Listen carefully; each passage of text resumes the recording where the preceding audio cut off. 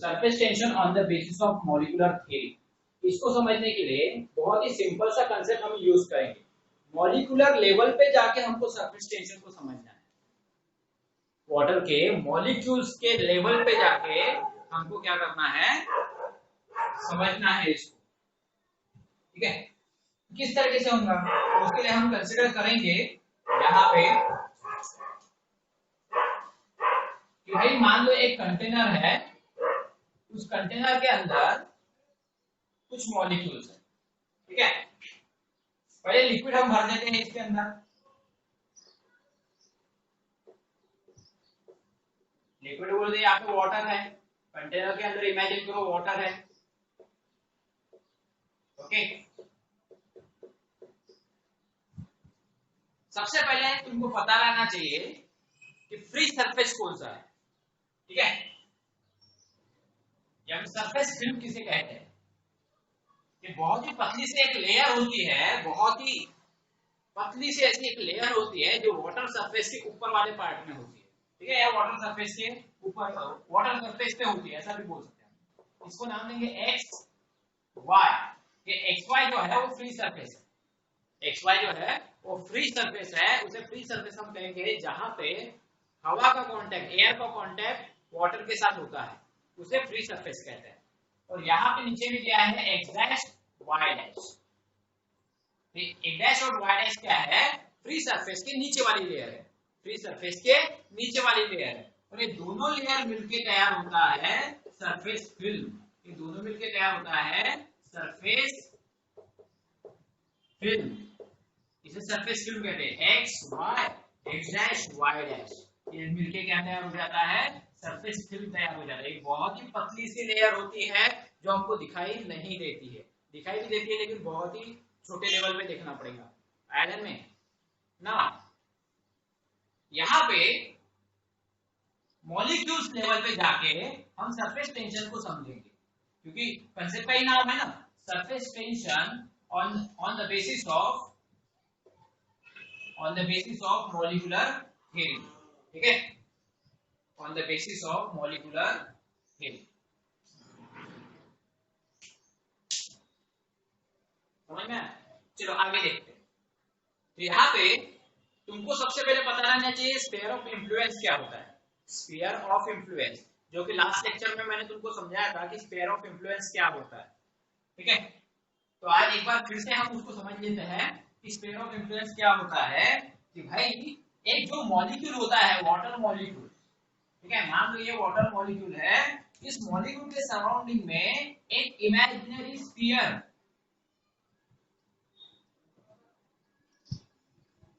होता है।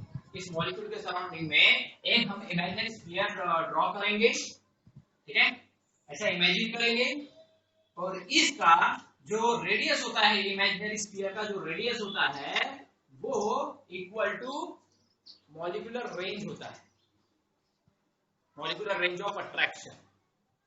इसका जो रेडियस होता है वो equal to molecular range of force या फिर अट्रैक्शन, जो भी लिखना है वो लिख सकते हो, उसके बराबर होता है। या फिर ऐसा भी लिख सकते हो, range of molecular force, range of molecular force ऐसा भी लिख सकते हो।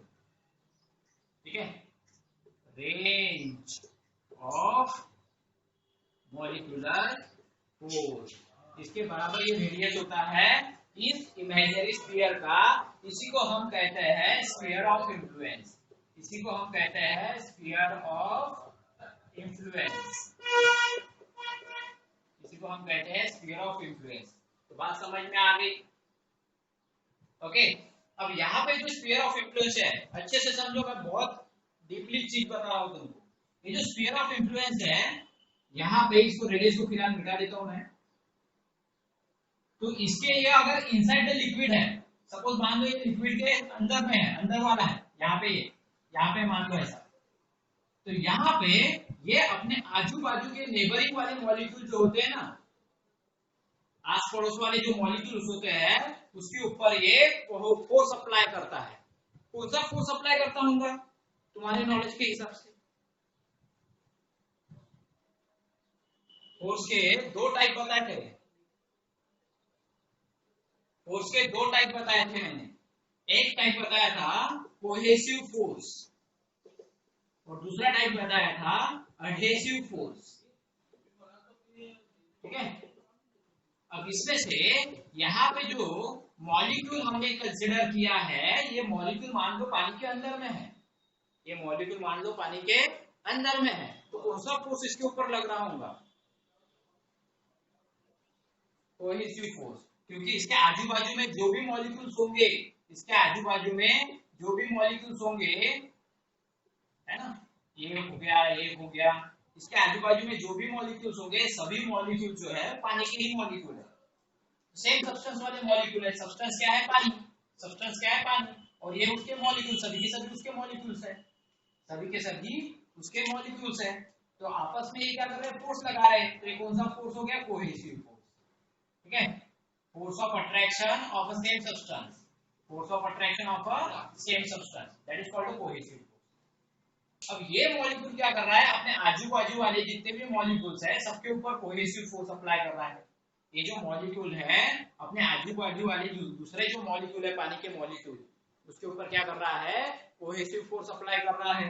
अब यहाँ पे एक बात ध्यान में दो, ध्यान रखो कि भाई जितना फोर्स इस मॉलिक्यूल के ऊपर लगाया इस मॉलिक्यूल ने, उतना ही फोर्स इधर भी लगाया, बराबर है। मान लो ये फोर्स F1 है और ये फोर्स F2 है, ठीक है, ये दोनों मिलके क्या हो जाएगा? इसका नेट फोर्स क्या हो जाएगा? F1 plus F2 is equal to 0। Total क्या हो जाएगा इसका? नेट कोहेसिव फोर्स क्या हो जाएगा इसका? 0। नेट फोर्स क्या हो जाएगा? 0। नेट फोर्स क्या हो जाएगा? 0। ऊपर में फोर्स लगा, मान लो ऊपर वाले फोर्स को नाम दिया F3, नीचे वाले फोर्स को नाम दिया F4। ये दोनों फोर्स मिलके क्या हो जाएगा? दोनों फोर्स एक दूसरे के अपोजिट में है, equal magnitude opposite direction, equal magnitude opposite direction, क्या हो जाएगा यहाँ पे? F3 plus F4 equal to 0। यानी ये भी नेट फोर्स क्या हो जाएगा? 0। यानी यहाँ पे जितने भी फोर्स अप्लाई हो रहे हैं, यहाँ पे जितने भी फोर्स अप्लाई हो रहे हैं, वो सबका नेट फोर्स जो हो रहा है वो नेट फोर्स क्या हो जाएगा? नेट फोर्स यहाँ पे 0 हो जाएगा। नेट फोर्स क्या हो जाएगा यहाँ पे? नेट फोर्स यहाँ पे 0 हो जाएंगे। ओके, तो यहाँ पे नेट फोर्स क्या हो जाएगा? 0 हो जाएगा। कोई डाउट है यहाँ पे? समझ में आ गया? ओके, आगे देखते हैं। हमको यहाँ पे ऐसा ही कंसेप्ट कंसिडर करना है।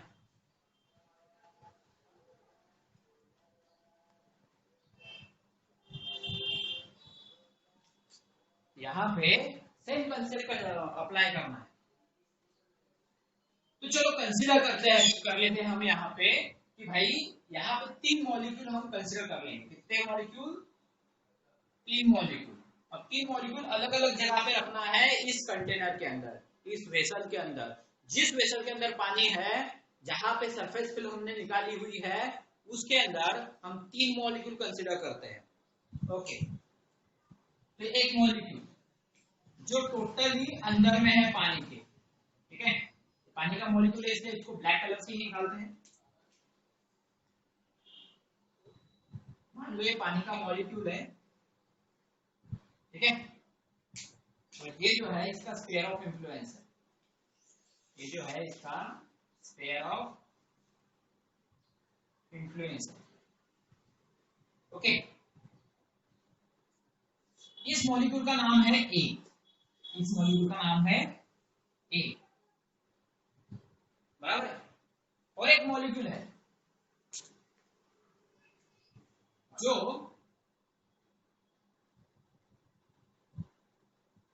सरफेस फिल्म के अंदर है,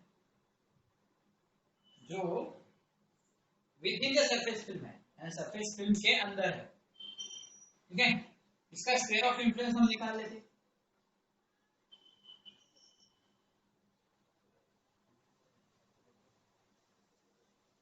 बराबर है, इसका स्फीयर ऑफ इंफ्लुएंस हमने निकाल लिया। इस मॉलिक्यूल का नाम जो है, इस मॉलिक्यूल का नाम है बी। क्या नाम है इसका? बी। ओके, आगे देखते हैं। और एक मॉलिक्यूल है जो सरफेस फिल्म के ऊपर में है, जो सरफेस फिल्म के ऊपर में है, ठीक है, चलो भाई इसका स्क्वायर ऑफ इन्फ्लुएंस निकाल लेते हैं।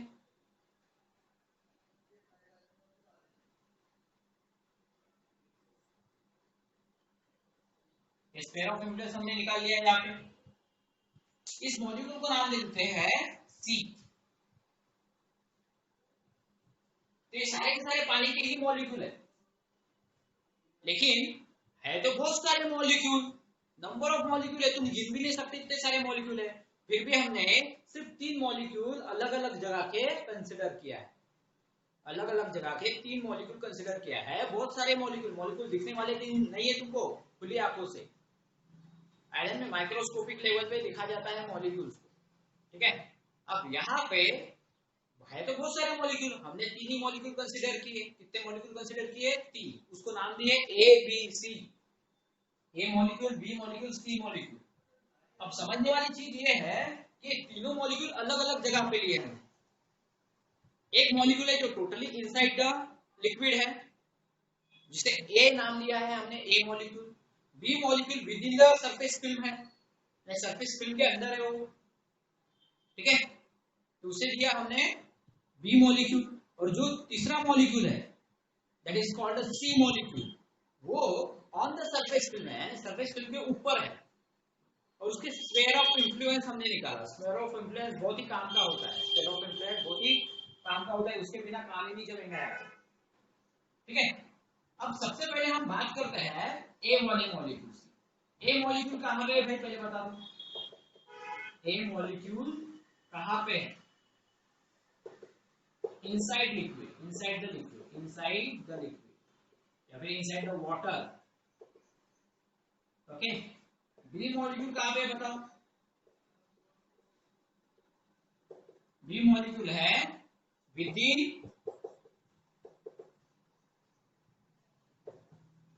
The surface film.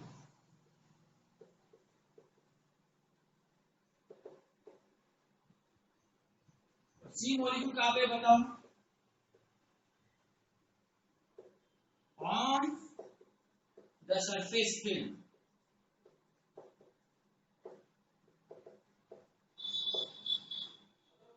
ओके। तो ये चीज ध्यान में रखना। अब यहाँ पे जैसे कि मैंने बताया, ए मॉलिक्यूल जो है ये अपने आजू बाजू के जो दूसरे मॉलिक्यूल्स है उसके ऊपर क्या कर रहा है? फोर्स अप्लाई कर रहा है। उसके ऊपर क्या कर रहा है? अपने आजू बाजू के जितने भी मॉलिक्यूल्स है सबके ऊपर फोर्स अप्लाई कर रहा है। और ये जो फोर्स है वो दोनों फोर्स अपोजिट डायरेक्शन वाले रहेंगे, equal magnitude but opposite direction. जैसे कि एग्जांपल के तौर पर जैसे मैंने अभी बताया था, ये वाला फोर्स और इधर वाला फोर्स, दोनों फोर्स इक्वल मैग्नीट्यूड के हैं बट अपोजिट डायरेक्शन में है। रिजल्ट क्या हो जाएगा उसका? जीरो। रिजल्ट क्या हो जाएगा? जीरो। दूसरा, ऊपर वाला फोर्स देखो, ऊपर वाला और नीचे वाला फोर्स देखो, ये दोनों फोर्स इक्वल मैग्नीट्यूड के हैं बट अपोजिट डायरेक्शन में, उसका टोटल क्या हो जाएगा? जीरो। मतलब जितने भी फोर्स आजू बाजू में लग रहा है सबका नेट फोर्स क्या हो जाएगा? इसका ए मॉलिक्यूल का नेट फोर्स क्या हो जाएगा? ए मॉलिक्यूल का नेट फोर्स क्या हो जाएगा? नेट फोर्स क्या होगा? जीरो। क्या होगा? जीरो। नेट फोर्स इसका जीरो हो जाएगा। नेट फोर्स क्या हो जाएगा? इसका जीरो हो जाएगा, ओके। समझ में आई बात? बहुत ही सिंपल सा कंसेप्ट है। ए मॉलिक्यूल्स का नेट फोर्स जो है वो जीरो हो जाएगा, इसलिए वो पानी के अंदर का जो मॉलिक्यूल है, ए मॉलिक्यूल एकदम फ्री रहेगा, वो कहीं पे भी मूव कर सकता है, इधर उधर इधर उधर डुबुक डुबुक कहीं पे भी जा सकता है वो। क्यों? क्योंकि उसके ऊपर कोई फोर्स लग नहीं रहा, लग भी रहा है तो नेट फोर्स क्या हो रहा है उसका? जीरो। इसलिए कहीं पे भी मोशन कर सकता है, फ्री मोशन कर सकता है। समझ में आया? पानी का मॉलिक्यूल कहीं पे भी फ्री मोशन कर सकता है क्योंकि उसके ऊपर कोई भी फोर्स अप्लाई नहीं हो रहा, अप्लाई भी हो रहा है तो जीरो हो जा रहा है। समझ में आया? अब बात करते हैं यहाँ पे रिजल्टेंट कोहेसिव फोर्स क्या हो जाएगा? जीरो। रिजल्टेंट कोहेसिव फोर्स क्या हो जाएगा? जीरो। यहाँ पे ऐसा लिख सकता हूं मैं, resultant cohesive force, cohesive force is zero. तुमको तो पहले पता रहना चाहिए कोहेसिव फोर्स क्या होता है, तभी समझ में आएगा कि cohesive force, resultant cohesive force zero क्यों है, ठीक है। क्योंकि यहाँ पे अपोजिट डायरेक्शन में फोर्स लगते हैं लेकिन इक्वल मैग्नीट्यूड वाले होते हैं, दोनों का एडिशन किया तो जीरो ही आता है। अभी मैंने थोड़ी देर पहले समझाया। अब बात करते हैं बी मॉलिक्यूल। बी मॉलिक्यूल कहाँ पे है भाई? बी मॉलिक्यूल है within the surface film, यानी सरफेस फिल्म के ऊपर।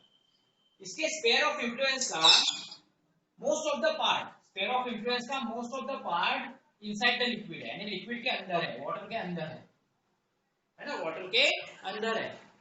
बी वाला जो मॉलिक्यूल है उसका जो स्फीयर ऑफ इन्फ्लुएंस है उसका मोस्ट ऑफ द पार्ट, ज्यादातर पार्ट उसका पानी के अंदर है और थोड़ा सा पार्ट एयर में है, थोड़ा सा पार्ट एयर में है। ठीक है, तो यहाँ पे दो फोर्स अप्लाई होंगे। कौन से दो फोर्स अप्लाई होंगे? एक होगा कोहेसिव फोर्स और एक होगा एडहेसिव फोर्स। यहाँ पे दो फोर्स अप्लाई होंगे। दो फोर्स कौन से अप्लाई होंगे? एक फोर्स होगा कोहेसिव फोर्स, एक फोर्स होगा एडहेसिव फोर्स। तो यहाँ पे एडहेसिव फोर्स कहाँ पे लगेगा और कोहेसिव फोर्स कहाँ पे लगेगा? सोचने वाली बात है।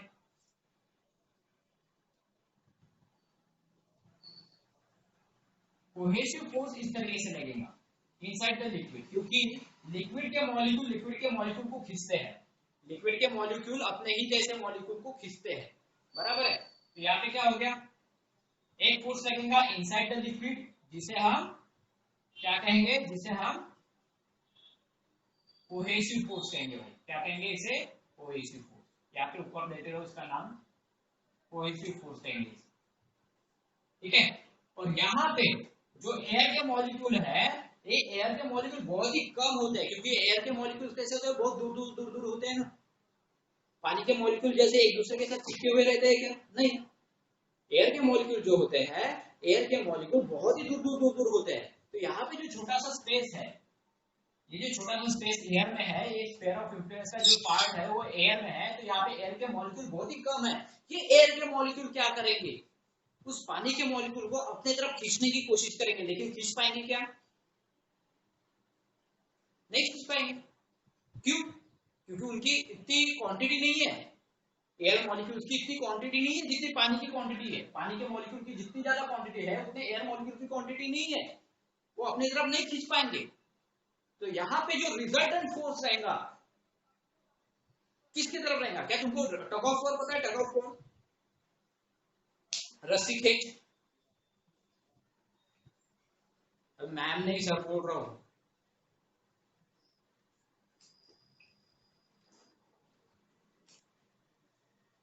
ऐसा होगा पता है। हाँ, तो भाई टग ऑफ वॉर में क्या होता है? एक टीम में मान लो 10 लोग हैं और दूसरी टीम में 5 ही लोग हैं, दोनों रस्सी खींच रहे हैं, उधर से 5 लोग खींच रहे हैं, इधर से 10 लोग खींच रहे हैं। अरे कौन जीतेगा? जिधर 10 लोग हैं। नंबर ऑफ पार्टिसिपेंट जिस टीम में ज्यादा है वो लोग जीत जाएंगे। वही तो केस होना है। यहाँ पे एयर के मॉलिक्यूल कम है और यहाँ पे जो पानी के मॉलिक्यूल है वो ज्यादा फोर्स लगा रही है बी वाले मॉलिक्यूल के ऊपर। तो यहाँ पे रिजल्टेंट कोहेसिव फोर्स मैक्सिमम रहेगा ना। ठीक है, तो resultant cohesive force is maximum than adhesive force। adhesive force से ज्यादा रहेगा यहाँ पे रिजल्टेंट कोहेसिव फोर्स, क्योंकि पानी के जो मॉलिक्यूल्स है, इसके आजू बाजू में जितने भी पानी के मॉलिक्यूल्स है, ये बी वाले मॉलिक्यूल को अपनी तरफ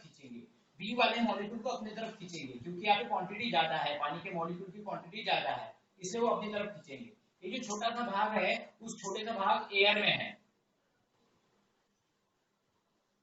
आवाज भले ही कट रहा हो, जब तुमको वीडियो मिलेगा तब क्लियर सुनाई आएगा। ठीक है, तो यहाँ पे जो मॉलिक्यूल्स है, एयर के मॉलिक्यूल बहुत ही कम है। तो एयर के मॉलिक्यूल अपनी तरफ खींचने की कोशिश करेंगे, वाटर के मॉलिक्यूल अपनी तरफ खींचने की कोशिश करेंगे। जो ज्यादा मॉलिक्यूल रहेगा रिजल्ट उसके साइड में जाएगा, जिसके मॉलिक्यूल ज्यादा रिजल्ट उसी के पक्ष में जाएगा। सिंपल सी बात है यार। तो ये कैसे समझ में आ गया? तो यहाँ पे रिजल्टेंट कोहेसिव फोर्स ज्यादा लगेगा और एडहेसिव फोर्स नहीं के बराबर लगेगा, रहेगा। ठीक है, यहाँ पे कारण ये भी है कि एयर के मॉलिक्यूल कभी एक दूसरे से चिपके हुए नहीं रहते, दूर रहते हैं, और बहुत ही खुली खुली जगह उनके बीच में होती है, स्पेस होती है। आयरन में फोर्स ऑफ अट्रैक्शन बहुत कम होता है उसके बीच में, ठीक है। तो ये अपने खुद वाले मॉलिक्यूल्स को नहीं खींच पाते, कि दूसरे मॉलिक्यूल को क्या खींचेंगे, सिंपल सी बात है ना। ये अपने खुद वाले मॉलिक्यूल्स के साथ अट्रैक्ट नहीं हो पाते, तो दूसरे मॉलिक्यूल को कहां से अट्रैक्ट करेंगे। चलो बात करते हैं तीसरे मॉलिक्यूल, ये तो हो गया बी मॉलिक्यूल की। अब बात करते हैं तीसरे मॉलिक्यूल, जो तीसरा मॉलिक्यूल है सी मॉलिक्यूल, वो कहां पे है, सी मॉलिक्यूल ऑन द सरफेस पे, ठीक है, ऑन द सरफेस पे। अब ये सरफेस फिल्म पे जो मॉलिक्यूल है सी मॉलिक्यूल, इसका स्फीयर ऑफ इंफ्लुएंस देखो, इसका स्फीयर ऑफ इंफ्लुएंस देखो, आधा हवा में है तो आधा पानी में है,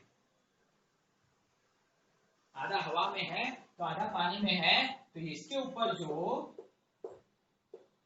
एयर के मॉलिक्यूल्स क्या करेंगे, इसको अपने तरफ खींचने की कोशिश करेंगे, और इसके नीचे में जो पानी के मॉलिक्यूल्स है, वो पानी के मॉलिक्यूल्स सी वाले मॉलिक्यूल्स को नीचे में खींचने की कोशिश करेंगे, ठीक है, इस तरीके से।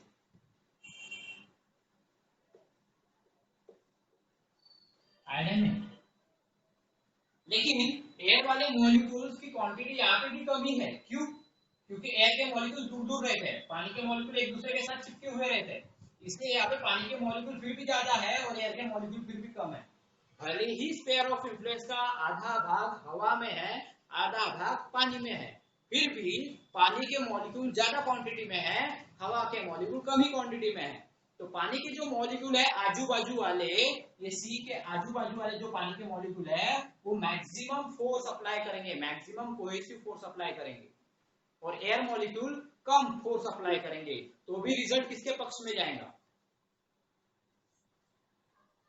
पानी के मॉलिक्यूल के, बराबर है, क्योंकि पानी का मॉलिक्यूल इसको नीचे खींचने की कोशिश कर रहा है, अंडर द लिक्विड खींचने की कोशिश कर रहा है, इसलिए यहाँ पे रिजल्टेंट फोर्स जो रहेगा, resultant cohesive force, resultant cohesive force, यहाँ पे रिजल्टेंट फोर्स ज्यादा लगेगा, यहाँ पे थोड़ा कम लगेगा, यहाँ पे कुछ भी नहीं लगेगा, यहाँ पे रिजल्टेंट फोर्स 0 है, यहाँ पे रिजल्टेंट फोर्स थोड़ा सा कम है इसके कंपैरिजन में, यानी थोड़ा सा ज्यादा है, ऐसा बोल सकते हैं। रिजल्टेंट फोर्स यहाँ पे थोड़ा सा ज्यादा है, यहाँ पे और ज्यादा है, यहाँ पे 0 है रिजल्टेंट फोर्स, यहाँ पे थोड़ा सा ज्यादा है, यहाँ पे उससे भी ज्यादा है, बराबर है। The resultant cohesive force is maximum inside the liquid, inside the water लिखेंगे, inside the water, ओके, समझ में आया ये कंसेप्ट। तो ऐसे ही बहुत सारे मॉलिक्यूल्स जो होते हैं,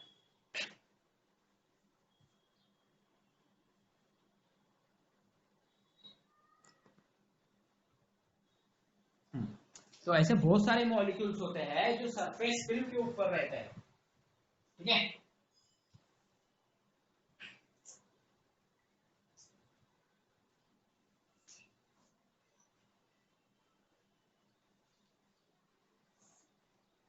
ऐसे ही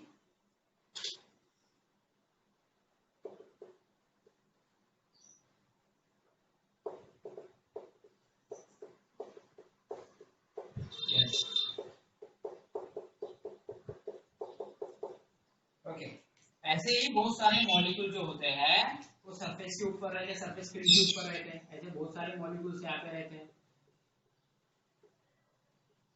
ठीक है, जिसका रिजल्टेंट फोर्स जो होता है, resultant cohesive force inside the liquid लगता है, जिसका resultant cohesive force inside the liquid लगता है, ओके, और सरफेस फिल्म के ऊपर भी लगता है, और सरफेस फिल्म के ऊपर भी लगता है।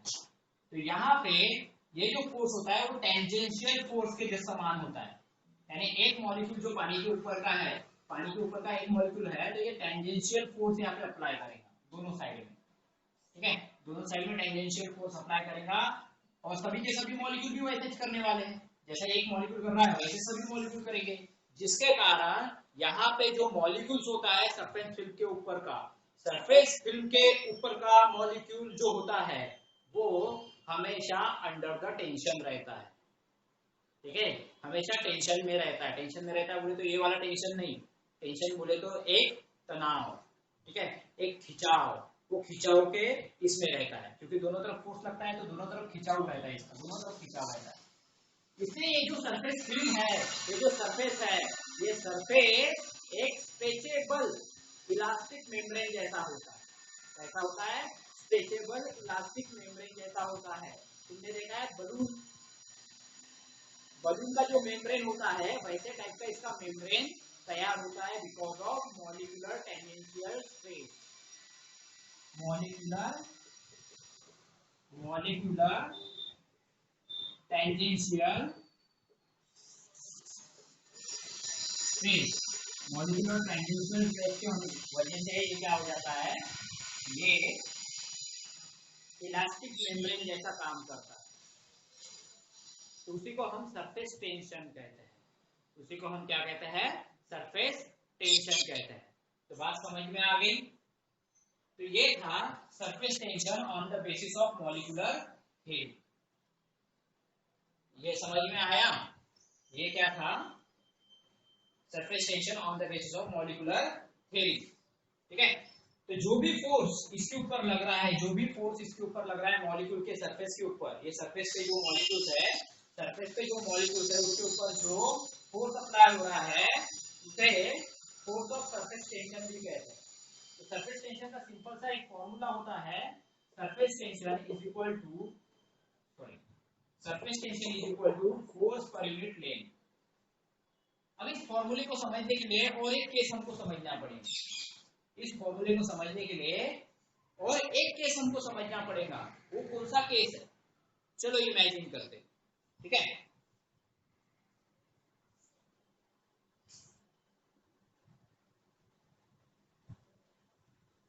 ओके, ध्यान दो, मान लो ये सरफेस है, सरफेस फील्ड, और ये कंटेनर है, ठीक है। यहाँ पे मॉलिक्यूल्स है, बहुत सारे मॉलिक्यूल्स है, बहुत सारे मॉलिक्यूल्स के ऊपर है, बहुत सारे मॉलिक्यूल्स सरफेस के ऊपर, बहुत सारे मॉलिक्यूल्स। अब ये थोड़े बड़े निकाल रहा हूँ, मॉलिक्यूल एक्चुअली दिखते नहीं है, ठीक है। इसके ऊपर एक लाइन इमेजिन करो, इसके ऊपर एक लाइन इमेजिन करो, ऐसी लाइन नहीं, ऐसे थोड़ी सी टेढ़ी वाली लाइन इमेजिन करो।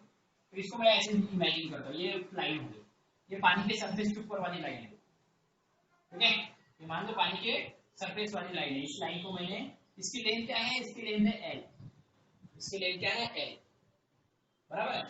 इसका नाम दे देते पी क्यू, पी क्यू, इसको नाम दे दिया हमने पी। अब यहाँ पे इस लाइन के ऊपर जितने भी मॉलिक्यूल होंगे ना, इस लाइन के ऊपर पानी के जितने भी मॉलिक्यूल होंगे ना, ये इमेजिनरी लाइन है, इस लाइन के ऊपर जितने भी मॉलिक्यूल होंगे पानी के, वो टेंजेंशियल फोर्स अप्लाई करेंगे दोनों तरफ, equal force but opposite direction.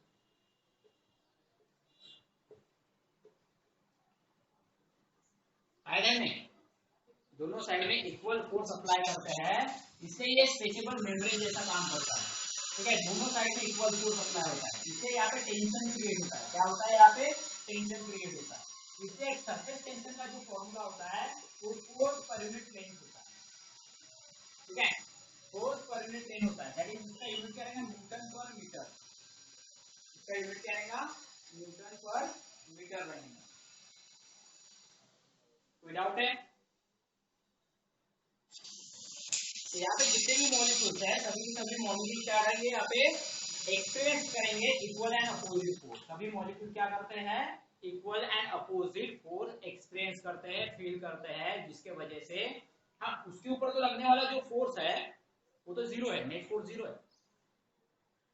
Resultant cohesive force maximum होता है, रिजल्टेंट कोहेसिव फोर्स मैक्सिमम होता है, और हमेशा वो टेंशन में रहता है। जो सरफेस के ऊपर रहने वाला मॉलिक्यूल है, सरफेस के ऊपर रहने वाला मॉलिक्यूल हमेशा टेंशन में रहता है, हमेशा खिंचाव में रहता है। जैसे तुम बलून का जो रबर है, बलून का जो रबर है उसको खींचो तो कैसे एकदम स्ट्रेच हो जाता है, वैसे टाइप का मॉलिक्यूल के साथ हाल होते हैं, जिसके वजह से जो पानी का ऊपर वाला सरफेस होता है वो एक स्ट्रेचेबल मेम्ब्रेन जैसा होता है। इसीलिए उस सरफेस के ऊपर जो निडल होती है, निडल भी फ्लोट कर सकती है, निडल भी फ्लोट कर सकती है, या फिर जो स्पाइडर होता है, वाटर स्पाइडर, तो वाटर स्पाइडर भी क्या कर सकता है, उसके ऊपर तैर सकता है, वाटर स्पाइडर भी उसके ऊपर तैर सकता है। तुम देखो मैंने इमेज डाली हुई है पहले वाली वीडियो में, है ना, उस वीडियो में तुम देखो मैंने स्पाइडर की इमेज डाली हुई है। उस इमेज में तुमको ये दिखाई दे रहा है कि भाई स्ट्रेचेबल मेम्ब्रेन जैसा वो फील हो रहा है, जैसे वो किसी मेम्ब्रेन के ऊपर वो स्पाइडर बैठा हुआ है और वो मेम्ब्रेन दबा हुआ है उसके पैर के वजह से, ऐसे नजर आ रहा है। अच्छे से देखना उसको, एक स्ट्रेचेबल मेम्ब्रेन जैसा लगता है वो पानी का सरफेस। मैं तुमको फोटो भेजूंगा ग्रुप में तो तुमको समझ में आ जाए। ओके, तो that is called the surface tension. Surface tension is what? Force, tangential force of the molecules per unit length. Its unit is Newton per meter, है ना। और अपने को क्या करना है, उसने एक क्वेश्चन और दिया है कि भाई मान लो ये न्यूटन पर मीटर को तुमको जूल पर मीटर स्क्वायर में कन्वर्ट करना है, ठीक है। न्यूटन पर मीटर को जूल पर मीटर स्क्वायर में कन्वर्ट करना है, तो कैसे कन्वर्ट करोगे, कैसे कन्वर्ट करोगे इसको? बहुत ही सिंपल सा कंसेप्ट है इसका, कैसे कन्वर्ट करोगे इसको?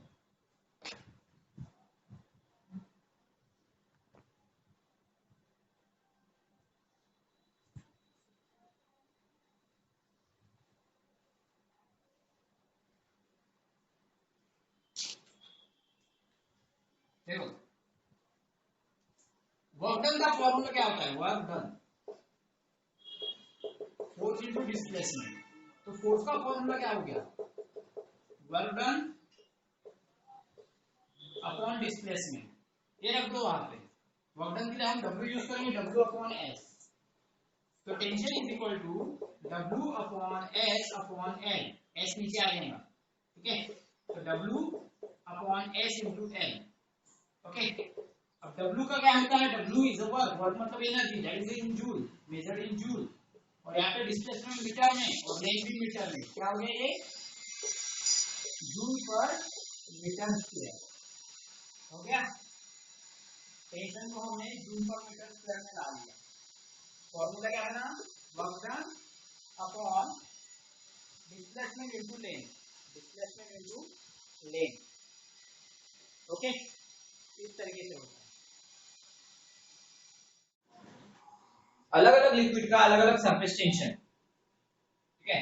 यहाँ पे लिखेंगे हम लिक्विड, यहाँ पे लिखेंगे surface tension, surface tension shortcut में एसटी लिखेंगे और उसका एसआई यूनिट भी लिखेंगे, एसआई यूनिट।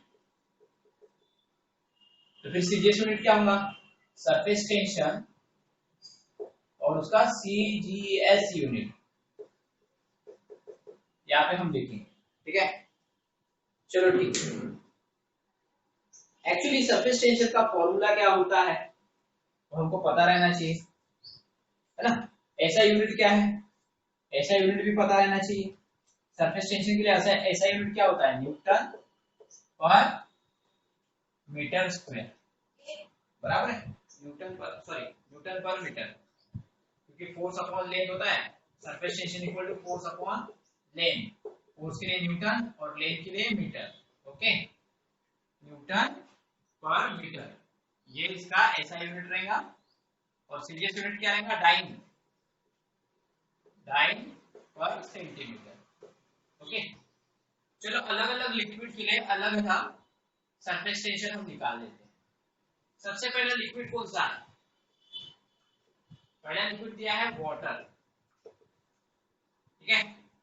वाटर का सरफेस टेंशन कितना है, 0.0727 और उसका यूनिट क्या रहेगा, न्यूटन पर मीटर। और डाइन के लिए क्या है, सीजीएस यूनिट के लिए क्या रहेगा, 72.7, ठीक है। ये हो गया सीजीएस में और ये हो गया एसआई, बराबर है ना। दूसरा यूनिट, दूसरा कौन सा लिक्विड लेंगे, दूसरा लिक्विड लिया है मर्क्यूरी, मर्क्यूरी। मर्क्यूरी के लिए सरफेस टेंशन कितना है, 0.4355। ओके, मर्क्यूरी के लिए सरफेस टेंशन कितना है? 0.4355। और इसका सीजीएस यूनिट के लिए कितना रहेगा? 435.5। ओके, तीसरा मेथड कौन सा लेंगे? Soap solution.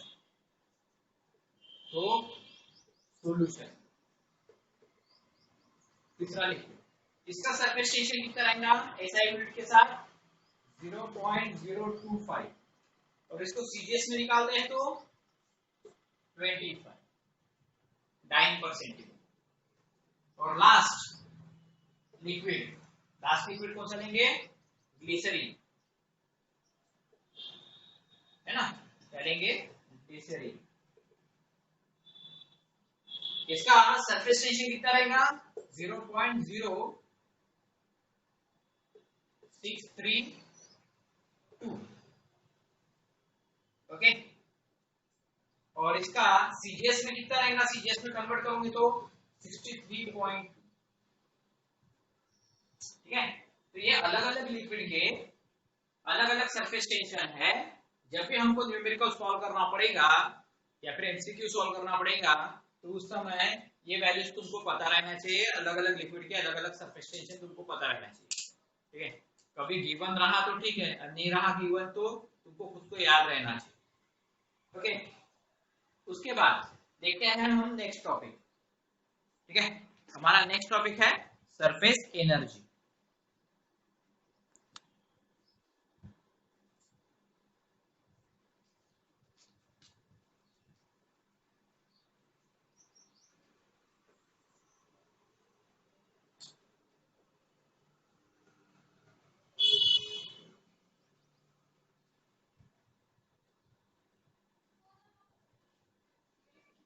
नेक्स्ट टॉपिक है हमारा सरफेस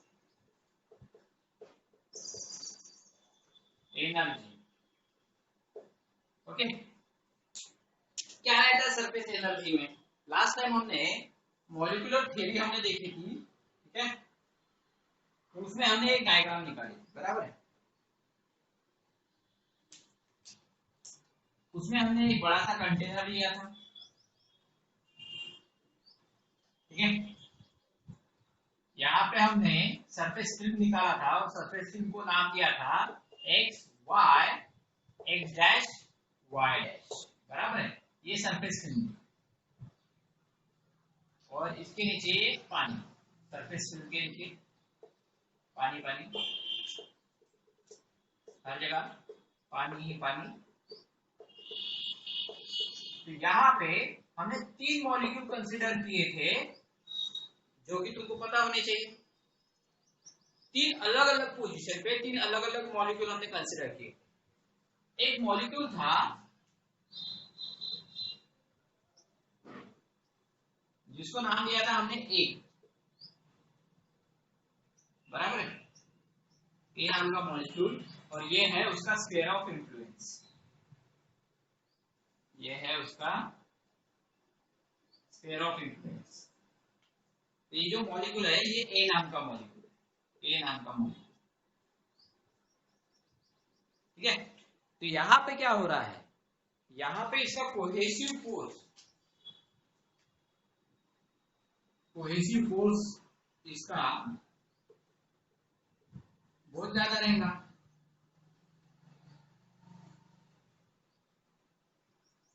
बराबर है, यहाँ पे इसका कोहेसिव फोर्स ज्यादा रहेगा क्योंकि आजू बाजू में जितने भी मॉलिक्यूल है सेम उसी के जैसे मॉलिक्यूल है और सेम सब्सटेंस के मॉलिक्यूल है।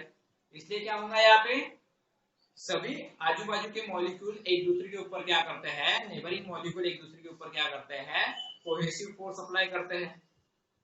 ठीक है, तो इसके आजू बाजू में बहुत सारे मॉलिक्यूल है, ये मॉलिक्यूल के आजू बाजू में और बहुत सारे मॉलिक्यूल है, हम गिन भी नहीं सकते इतने सारे मॉलिक्यूल है। और सबके सब क्या कर रहे हैं, इसके ऊपर फोर्स लगा रहे हैं, ये भी उनके ऊपर फोर्स लगा रहा है। ये फोर्स कौन सा है? ये फोर्स है कोहेसिव फोर्स। ये कौन सा फोर्स है? Cohesive force. तो एक मॉलिक्यूल के ऊपर लगने वाला जो फोर्स है वो मैक्सिमम रहेगा। कौन सा फोर्स? Cohesive force. ठीक है, cohesive cohesive force is maximum on molecule A inside the liquid. Inside the liquid.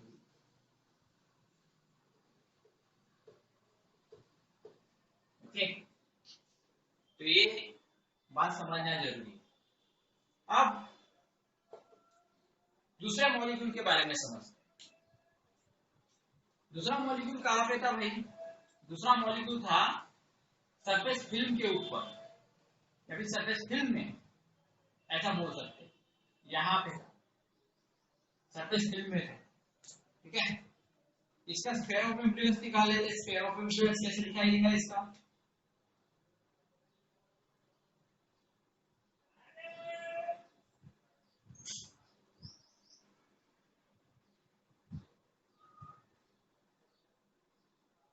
इस तरीके से दिखाई देगा इसका स्फीयर ऑफ इन्फ्लुएंस, ठीक है। इसका स्फीयर ऑफ इन्फ्लुएंस इस तरीके से नजर आएगा।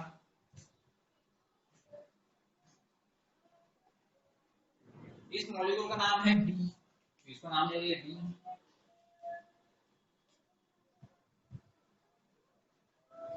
ये बी मॉलिक्यूल है, और यहाँ पे जो फोर्स लगेगा वो फोर्स कैसे लगेगा? कौन सा फोर्स ज्यादा लगेगा? यहाँ पे एयर मॉलिक्यूल है, कौन सा फोर्स ज्यादा लगेगा? यहाँ पे कोहेसिव फोर्स ज्यादा लगेगा, बराबर है। क्योंकि यहाँ पे इसका जो स्फीयर ऑफ इन्फ्लुएंस का पार्ट है, maximum part of the sphere of influence is inside the liquid and very small part in air, बराबर है। तो यहाँ पे मैक्सिमम पार्ट लिक्विड के अंदर होने के कारण लिक्विड के दूसरे मॉलिक्यूल जो है उसको अपने तरफ खींचने की कोशिश करते हैं। अब अपने तरफ खींचने की कोशिश करेंगे तो यहाँ पे कोहेसिव फोर्स लगेगा और यहाँ पे एडहेसिव फोर्स लगेगा।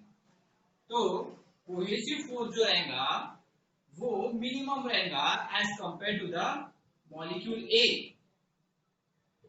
ठीक है। इसके आजू बाजू के जो मॉलिक्यूल्स है वो उसको अंदर में खींचने की कोशिश करेंगे। जो लिक्विड के मॉलिक्यूल है, ये लिक्विड के मॉलिक्यूल को, बी वाले लिक्विड मॉलिक्यूल को अंदर में खींचने की कोशिश करेंगे और वो उसके लिए सक्सेस भी हो जाएंगे, बराबर है। क्योंकि वो एक ही सब्सटेंस के मॉलिक्यूल है, लेकिन एयर मॉलिक्यूल उसको अपनी तरफ नहीं खींच पाएंगे। ट्राई करते हैं खींचने का, लेकिन खींच नहीं पाएंगे, ठीक है। यहाँ पे कोहेसिव फोर्स is minimum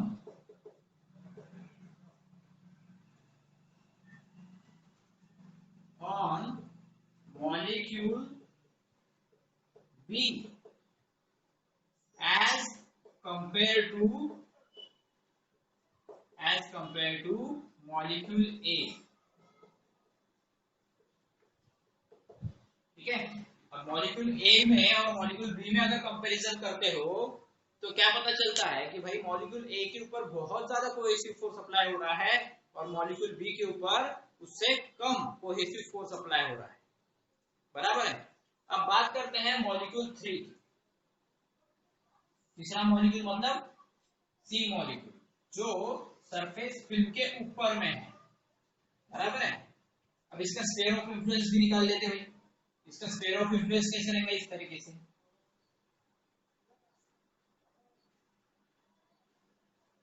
ठीक है।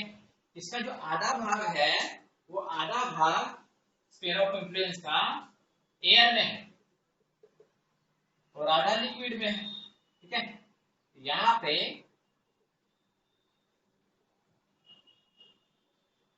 जो फोर्स लगेगा कोहेसिव फोर्स, यहाँ पे एयर है। तुमको तो पता है एयर मॉलिक्यूल बहुत दूर दूर होते हैं, ज्यादा नजदीक नहीं होते। जैसे लिक्विड के मॉलिक्यूल एक दूसरे के चिपके हुए रहते हैं, वैसे एयर के मॉलिक्यूल एक दूसरे से चिपके नहीं रहते। तो यहाँ पे अमाउंट ऑफ एयर पार्टिकल या फिर quantity of air particle, air molecule, quantity of air molecule is less than the water molecule, ठीक है। यहाँ पे एयर मॉलिक्यूल बहुत कम है और यहाँ पे वाटर मॉलिक्यूल बहुत ज्यादा है, इसलिए वाटर मॉलिक्यूल क्या करेंगे, trying to pull downward to molecule C.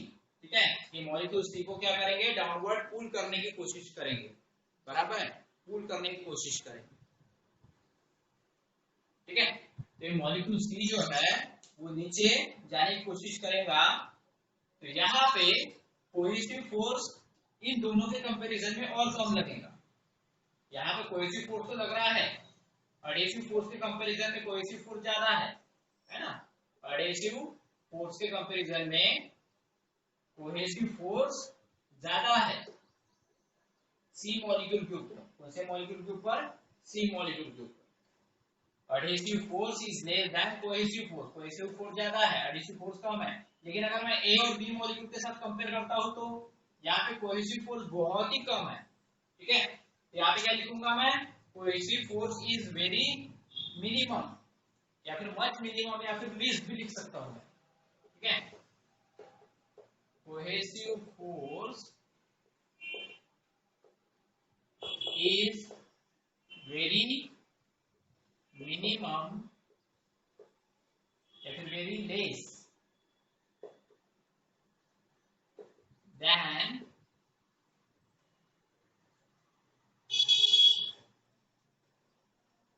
Cohesive force on molecule, ऐसे लिखना चाहिए था मुझे, cohesive force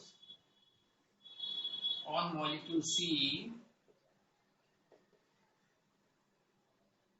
on molecule C is very less as compared to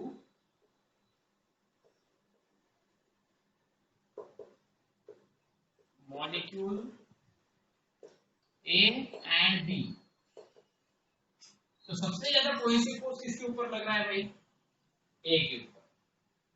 ठीक है, लेकिन एक बात ध्यान में रखो कि सरफेस फिल्म के ऊपर के जो मॉलिक्यूल्स होते हैं या फिर सरफेस के ऊपर के जो मॉलिक्यूल्स होते हैं उनको अपने तरफ खींचने के लिए मैक्सिमम एनर्जी लगती है। ठीक है, उनको अपने तरफ खींचने के लिए मैक्सिमम एनर्जी लगती है। ओके, तो मैक्सिमम एनर्जी मतलब कौन होती है, उसी को हम पोटेंशियल एनर्जी भी कहते हैं। ठीक है, चलो इसके आगे हम देखते हैं आगे क्या होगा।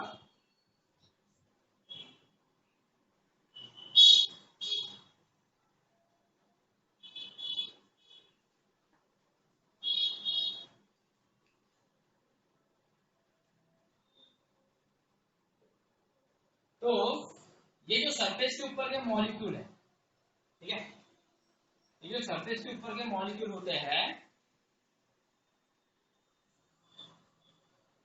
ये सरफेस के ऊपर के मॉलिक्यूल है, ये मॉलिक्यूल नीचे वाले मॉलिक्यूल को अपनी तरफ खींचने की कोशिश करते हैं, बराबर है, और नीचे वाले मॉलिक्यूल्स को अपनी तरफ खींचेंगे भी, क्योंकि इनको तो बाहर जाना है नहीं, तो नीचे वाले मॉलिक्यूल्स को अपनी तरफ खींचेंगे। जो पानी के अंदर के नीचे वाले मॉलिक्यूल्स है ना, पानी के अंदर के नीचे वाले मॉलिक्यूल्स को वो अपने तरफ खींचने की कोशिश करते हैं, बराबर है, इस तरीके से। तो ये मॉलिक्यूल्स ऊपर चले भी जाते हैं और इसके साथ कंबाइन भी हो जाते हैं, कोहेसिव फोर्स अप्लाई होता है यहाँ पे। तो इस चक्कर में इनको बहुत ज्यादा एनर्जी अप्लाई करना पड़ता है, तो work is to be done. ठीक है, वर्क यहाँ पे डन हो चुका है। कौन सा वर्क डन हो चुका है, कि लिक्विड के अंदर, वाटर के अंदर के जो मॉलिक्यूल है वो मॉलिक्यूल ऊपर खींचे जा रहे हैं, ये सरफेस के ऊपर जो मॉलिक्यूल है उनके द्वारा। ठीक है, तो ये वर्क डन हो गया। लेकिन इसको ये सारा काम करने के लिए जो एनर्जी लग रही है that is called the potential energy. तो पोटेंशियल एनर्जी सरफेस के मॉलिक्यूल को ज्यादा लगानी पड़ती है, यहाँ पे मैक्सिमम पोटेंशियल एनर्जी अप्लाई करना पड़ता है।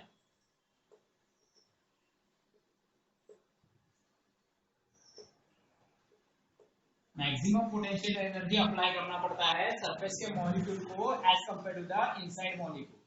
पानी के अंदर जितने भी मॉलिक्यूल है उससे ज्यादा एनर्जी सरफेस के मॉलिक्यूल को अप्लाई करना पड़ता है कि अंदर के मॉलिक्यूल्स को ऊपर खींचने के लिए। आयरन में, तो इससे यहाँ पे पोटेंशियल एनर्जी मैक्सिमम लगती है, और दैट एक्स्ट्रा पोटेंशियल एनर्जी, ठीक है, यहाँ पे एक्स्ट्रा एनर्जी उनको लगानी पड़ती है, और that extra energy is called surface energy.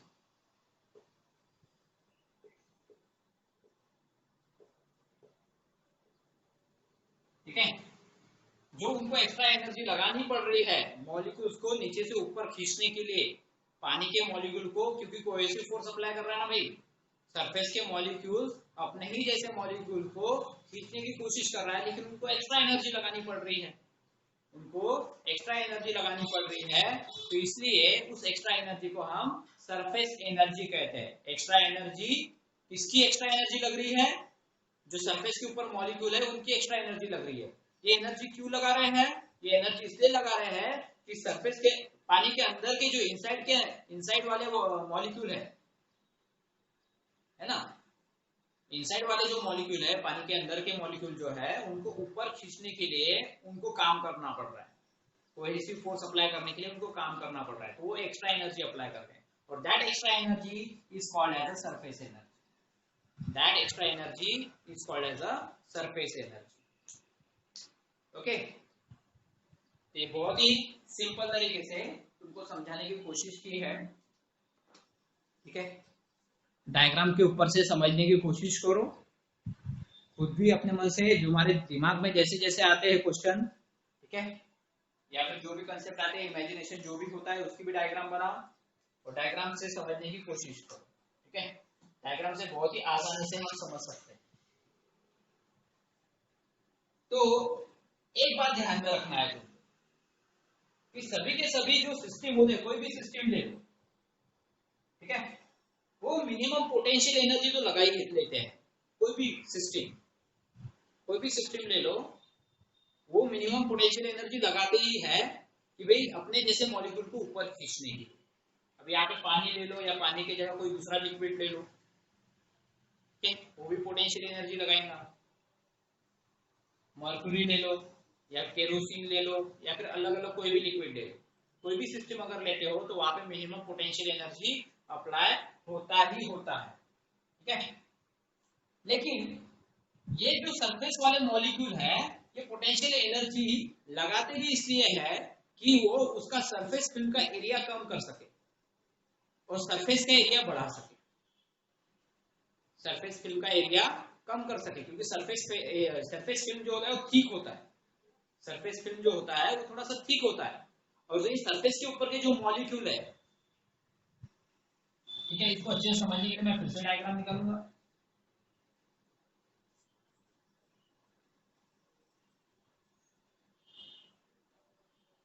तो यहाँ पे देखो, फिर से मैंने बेसल निकाला, ये है सरफेस फिल्म। अब दिखाते समय मैंने ज्यादा ही थिक दिखा दिया, इतना थिक नहीं होता, एक्चुअल में इतना थिक नहीं होता, लेकिन मैंने ज्यादा ही थिक दिखा दिया, ठीक है। तो ये सरफेस फिल्म के ऊपर के जो मॉलिक्यूल है, ये मॉलिक्यूल क्या कर रहे हैं, ये मिनिमम पोटेंशियल एनर्जी अप्लाई कर रहे हैं, minimum potential energy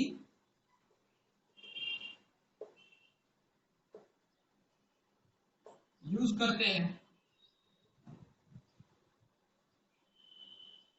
minimum potential energy use करते हैं। अब ये मिनिमम पोटेंशियल एनर्जी क्यों यूज कर रहा है?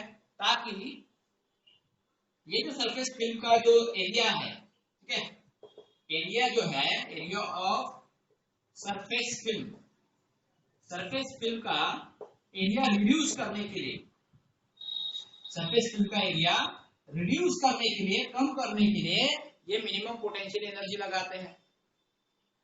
इसके ऊपर लगा रहे पोटेंशियल एनर्जी, अंदर वाले मॉलिक्यूल को ऊपर खींचने की कोशिश करते हैं, अंदर वाले मॉलिक्यूल को ऊपर खींचने की कोशिश करते हैं, जिसके कारण सरफेस फिल्म रिड्यूस हो जाता है, जिसके कारण सरफेस फिल्म का एरिया रिड्यूस हो जाता है, और ऊपर वाला जो सरफेस है वो इंक्रीज होने की कोशिश करता है, यानी अपना सरफेस वो बढ़ाने की कोशिश करते हैं। सरफेस फिल्म अलग चीज होती है, सरफेस अलग चीज होता है। सरफेस मतलब ऊपर वाला भाग हो गया, और सरफेस फिल्म मतलब एक लेयर हो गई, बराबर है, एक लेयर हो गई जिसकी थिकनेस होती है। और सरफेस अगर बोल दिया तो सरफेस मतलब ऊपर वाला भाग, एकदम सपाट वाला भाग।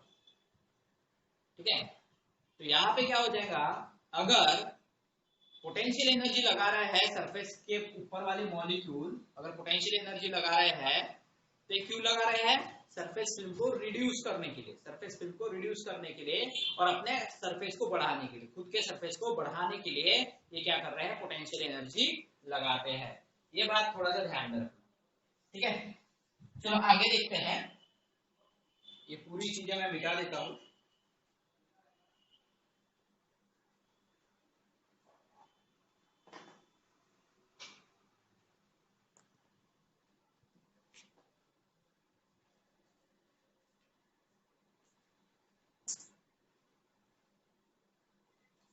यहां पे हम एक और एग्जांपल लेके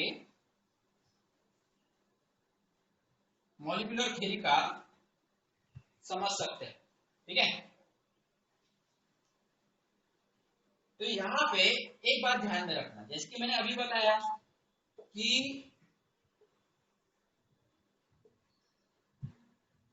ये जो सरफेस के ऊपर के मॉलिक्यूल है, इसको हमेशा अंदर खींचने की कोशिश की जाती है, इसे हमेशा अंदर खींचने की कोशिश की जाती है। किसके द्वारा, जो अंदर के मॉलिक्यूल्स है, अंदर के जो पानी के मॉलिक्यूल्स है उसके द्वारा, और ये ऊपर खींचने की कोशिश करता है, ये अपनी पोटेंशियल एनर्जी लगाता है। ठीक है, और ये अपनी पोटेंशियल एनर्जी लगाते हैं, इनके पास एक्स्ट्रा पोटेंशियल एनर्जी होती है क्योंकि ये सरफेस के ऊपर होते हैं।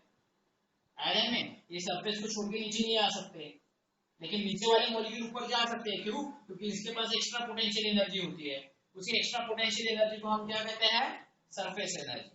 उसी एक्स्ट्रा पोटेंशियल एनर्जी को क्या कहते हैं, सरफेस एनर्जी। ठीक है, तो इसका मतलब क्या हो गया कि भाई सभी मॉलिक्यूल्स सरफेस के ऊपर के सेम फोर्स अप्लाई करते हैं इन मॉलिक्यूल्स के ऊपर, जो इनसाइड के मॉलिक्यूल है उसके ऊपर। तो हायर पोटेंशियल एनर्जी लगाना पड़ता है फिर उनको, तो बराबर है। अंदर वाले मॉलिक्यूल ऊपर वाले मॉलिक्यूल को नीचे खींचेंगे, बराबर है। नहीं, मैंने क्या कहा, अंदर वाले जो मॉलिक्यूल है, अंदर वाले मॉलिक्यूल्स ऊपर वाले मॉलिक्यूल को नीचे खींचने की कोशिश करेंगे, और ऊपर वाले मॉलिक्यूल्स अंदर वाले मॉलिक्यूल्स को ऊपर खींचने की कोशिश करेंगे। आयरन में ये क्या करेंगे, नीचे वाले मॉलिक्यूल्स को ऊपर खींचने की कोशिश करेंगे। तो इसको किसको ज्यादा हायर पोटेंशियल लगाना पड़ेगा, हायर पोटेंशियल एनर्जी किसको लगाना पड़ेगा, ऊपर वाले मॉलिक्यूल को हायर लगाना पड़ेगा पोटेंशियल एनर्जी के, नीचे वाले मॉलिक्यूल को हायर पोटेंशियल एनर्जी लगाना पड़ेगा।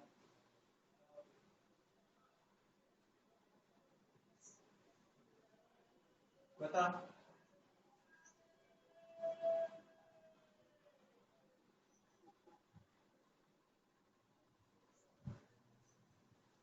इसको ज्यादा एनर्जी लगानी पड़ेगी, सरफेस वाले मॉलिक्यूल को ज्यादा एनर्जी लगानी पड़ेगी क्योंकि ये अपोजिट टू द ग्रेविटी काम करता है, बराबर है।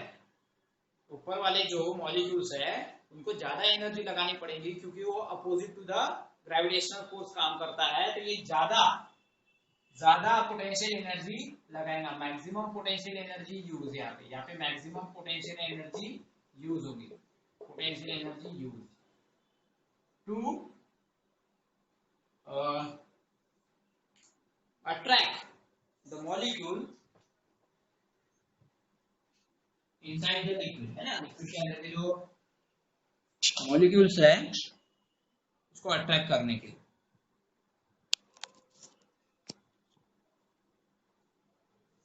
ठीक है, तो यहां तक समझ में आ गया तुमको।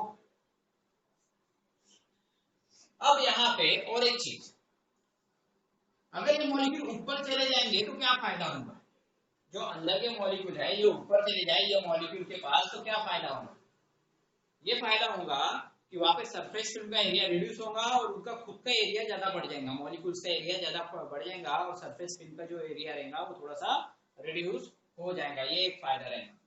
ठीक है, अब और एक चीज बात करता हूं कि जैसे कि मैंने कहा कि अगर हवा में ड्रॉपलेट्स है, मान लो हवा में ड्रॉपलेट्स है, छोटे छोटे ड्रॉपलेट्स है हवा में,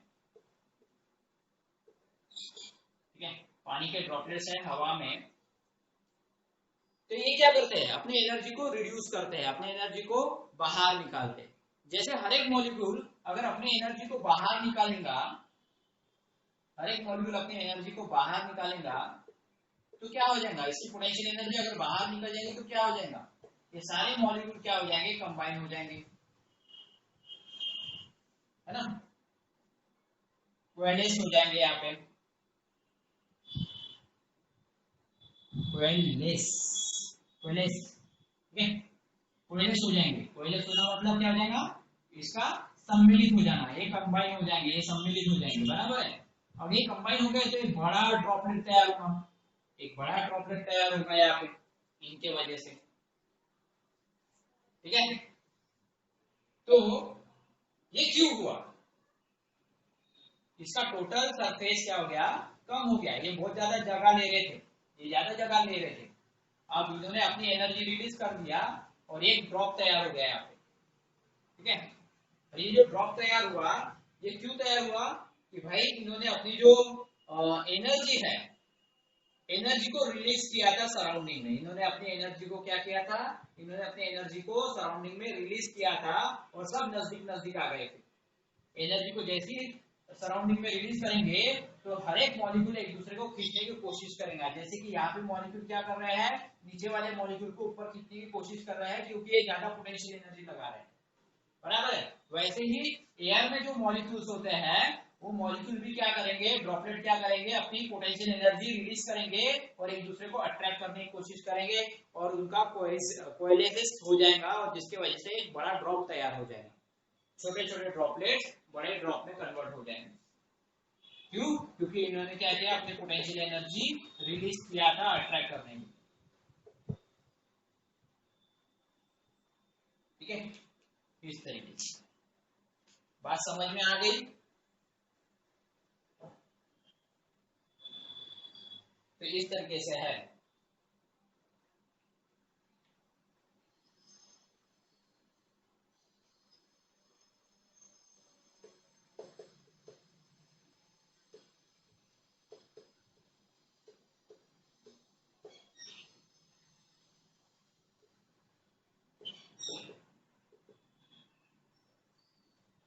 ठीक है, potential energy release by droplets and converting into the drop, drop एक ड्रॉप में कन्वर्ट हो, ओके।